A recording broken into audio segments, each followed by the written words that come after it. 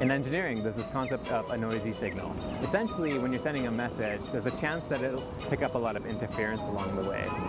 And so the only way to get to the true signal is to filter out the noise at the end.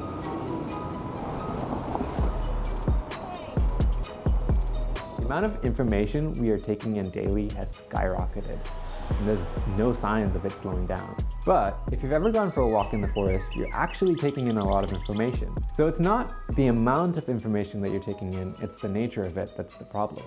I feel like baseline stress and anxiety levels in people is at an all-time high, and social media is one of the biggest offenders. But when was the last time you spent an hour scrolling and left feeling energized? There's usually a moment where you snap out of it and you realize you don't even know how you got to where you are. The constant stimulation we engage with increases our fight or flight response while decreasing mental capacity. Like, I genuinely feel like I have less bandwidth. I find that I begin to drop the ball in responding to messages, I get more irritable about requests for my time, and giving my full attention to things feels challenging. And things that used to be enjoyable just don't hit the same. Social media is full of people shouting at you, and because we're wired to pay attention to someone shouting or loud noises, we take in a lot of useless information because of the way it's presented.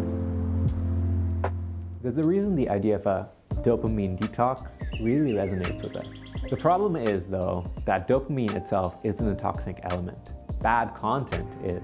Chances are, if you engage with good content that was designed to be informative and helpful, it wouldn't hurt your brain as much.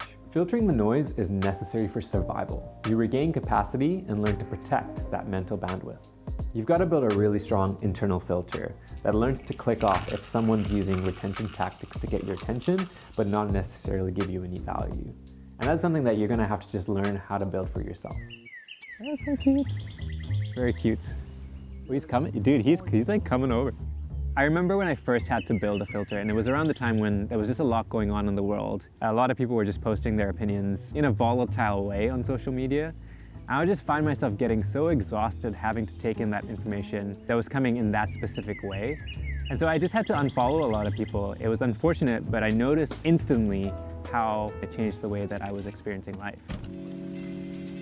This concept has been really helpful in my life, and I'm by no means perfect at it. I often find myself doom scrolling and catching myself with the filter that I've built. I'm building a media company from scratch, and part of my journey is learning what is high quality content, what is high nutritional value that I can put out. And hopefully I don't fall into the trap of just trying to get people's attention. You may have heard me mention engineering school. If you want to hear more about that aspect of my story, check out this video where I talk about why I left engineering to make videos.